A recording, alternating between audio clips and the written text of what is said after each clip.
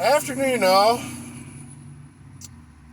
It is still Wednesday, the 19th, 2022, January. Had an epiphany, guys, and provided somebody else don't call me and mess up my blog, I will try to finish this one. Okay. In the last 20 years, how many movies, TV shows were related to fear, guys?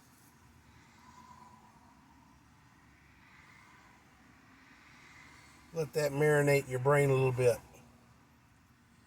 Growing up, I had movies such as A Nightmare on Elm Street, Friday the 13th, Hellraiser, the classics,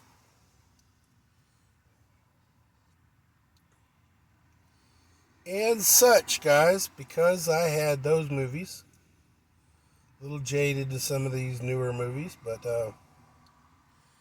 what I want to talk about is a culture of fear that may have been percolating in TV and cinema for many, many years now to have us react a certain way. In Friday the 13th, Jason said no words any of his movies. And yet a 6'5", 250, 300-pound guy, undead zombie, if you want to leave to, managed to kill,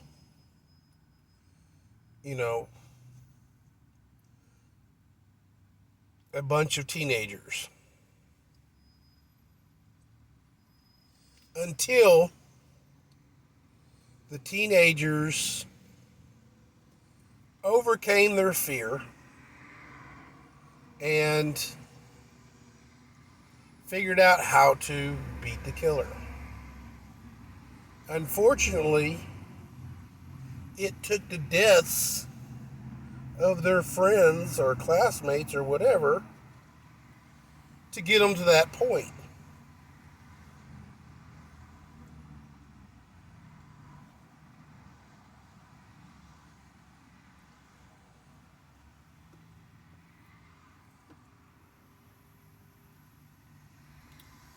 Movies such as where there's not a bad guy. There's actually like a outbreak and things like that. Mass hysteria generally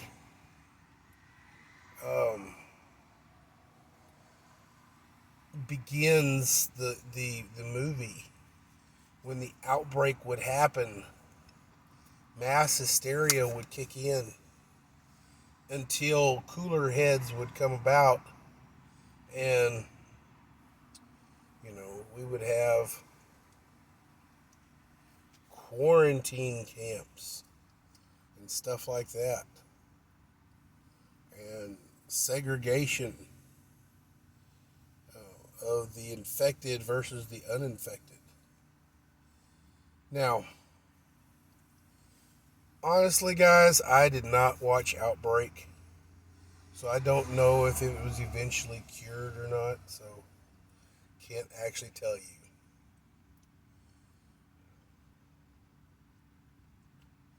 But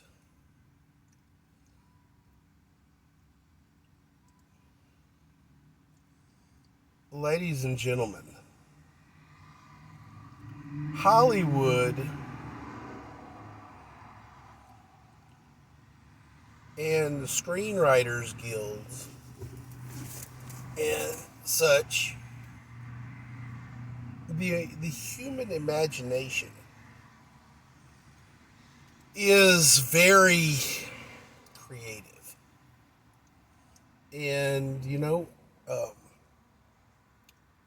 if you remember in The Matrix, it was said that one of the first several Matrix programs that the humans were subjected to, everybody, had their dream everything. It was paradise. But it cascaded, and um, and the program failed, and the robots actually figured out that reality without struggle, the human mind could not function like that. Take, for example,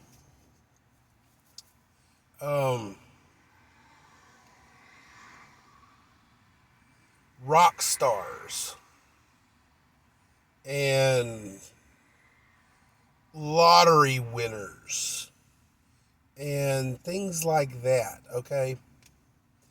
You've got a musical star or an actor, all that stuff like that. Look at how many actors and musicians and such ended their life tragically at the peak of their career. Why is that? Literally, they had the world on a silver platter, but they needed something else. Drugs. Once they, owned an expensive car, had an expensive house, had a trophy spouse, uh, you know, had all the sex that they wanted. They needed a new high. And that new high was drugs. And as you know with drugs, more and more drugs, more and more drugs, more and more drugs, until you finally OD on it and you die.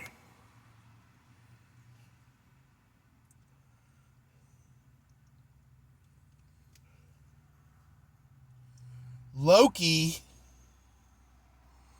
in the first Avengers movie, I think it was either Avengers, in the Marvel MCU,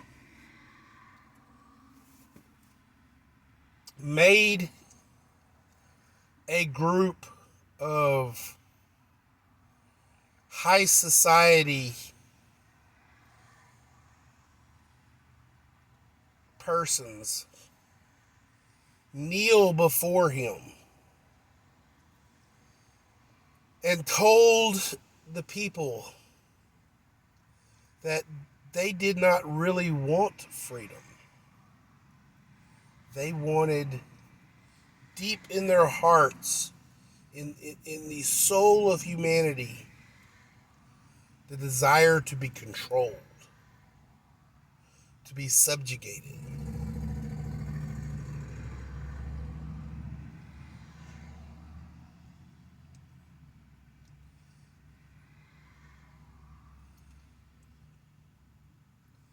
Fear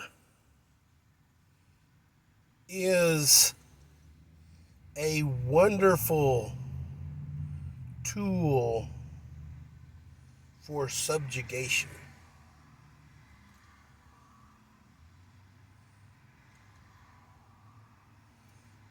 And even worse, or better, is the fear of something that you cannot see. Back in the day,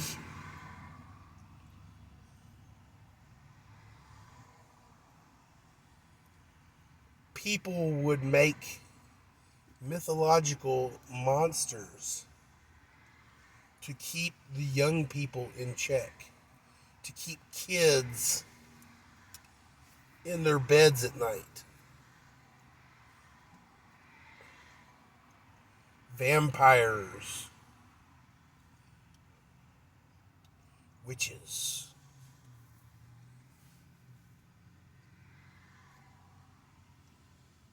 The church uses hell and demons to keep the flock in check.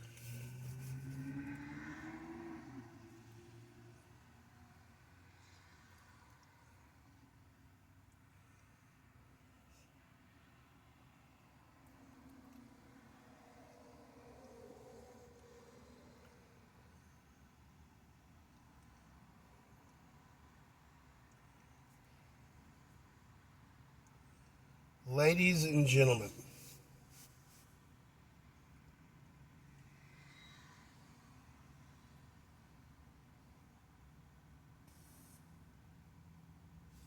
if I was going to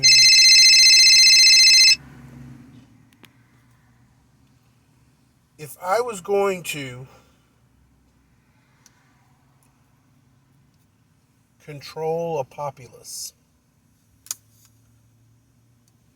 I would do it with fear. Mobs, criminal underground, run their business with fear. You better pay your tribute, or something might happen to your business.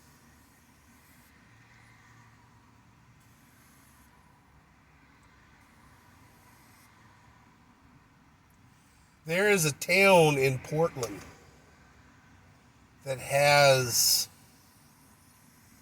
an Antifa organization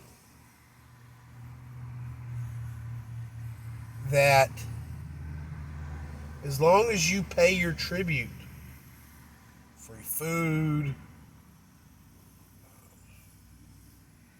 stuff like that, you get a sticker, a black sticker, that you put on your business door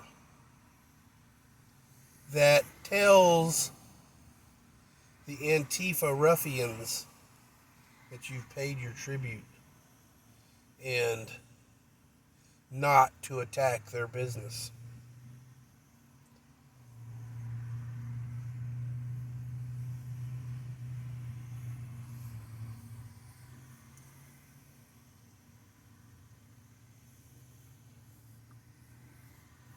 Drug cartels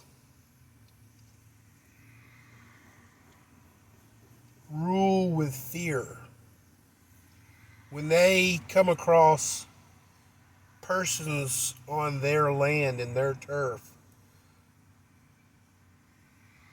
not only do they kill them, they kill them with impunity. They then put the bodies in manners that when they decompose, they scare people. Hang them from trees and stuff. Vlad the Impaler lined the battlefields with survivors of his onslaught,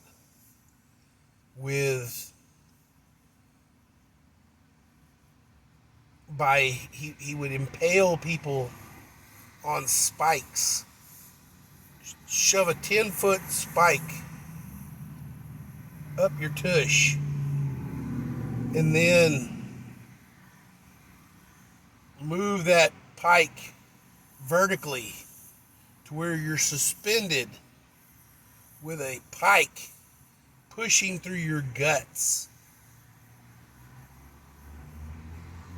until gravity finally pulls you down and the spike comes up through your shoulder or up through your throat and out your mouth.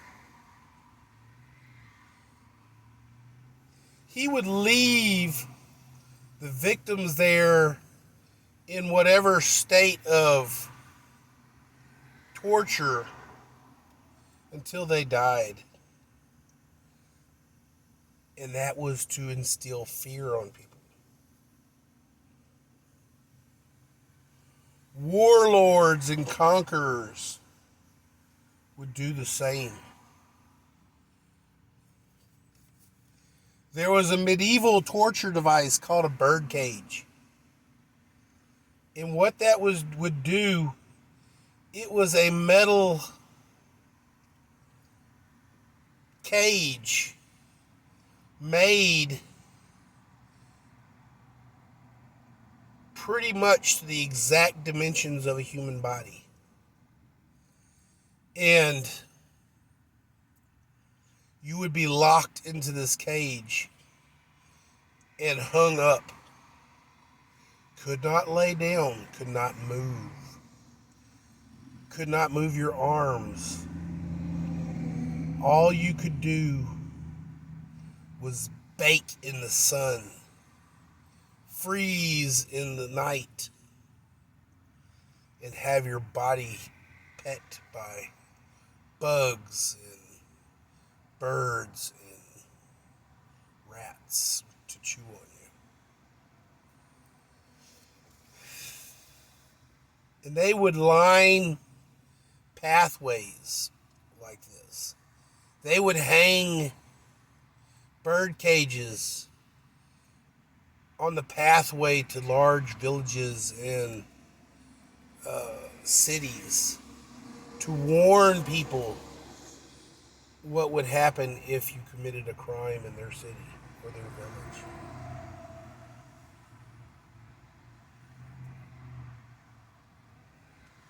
Pirates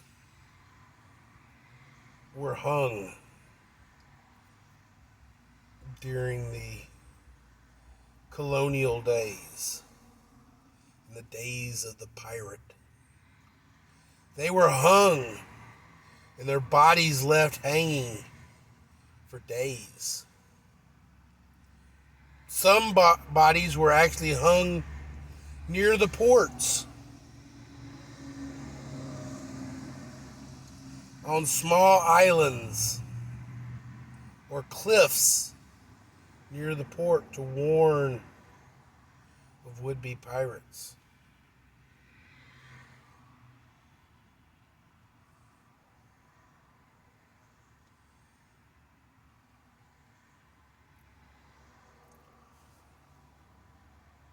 Ladies and gentlemen of the jury, why do we fear, or why is there such a large population or group, or why is there such a large portion of the population of America and the world that fears the fancy flu? Why? Should you be concerned? Probably. Is it, terminal? Is statistically to point, not even 1% of the population, according to current statistics. And I am quoting fact there, guys, so you fact checkers need to back off.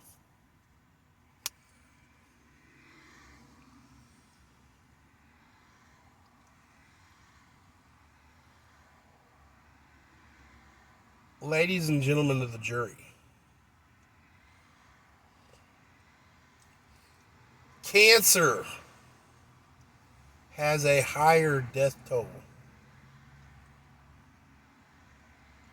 than what we are fearing today.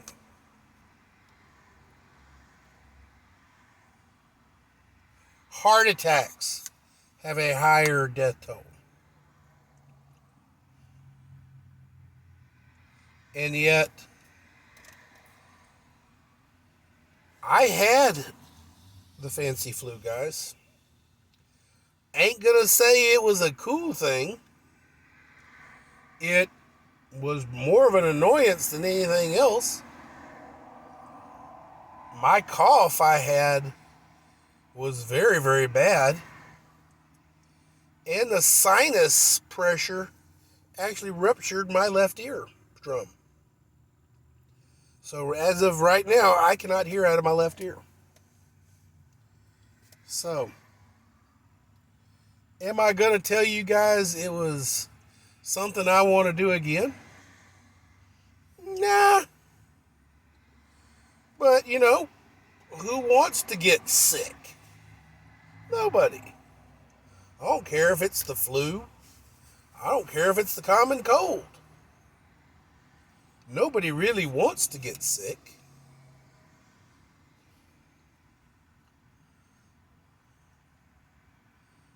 But the flu and the cold virus been around for years, guys. Similar statistics. And yet, because this one's got a fancy name, the world is in a state of paranoia.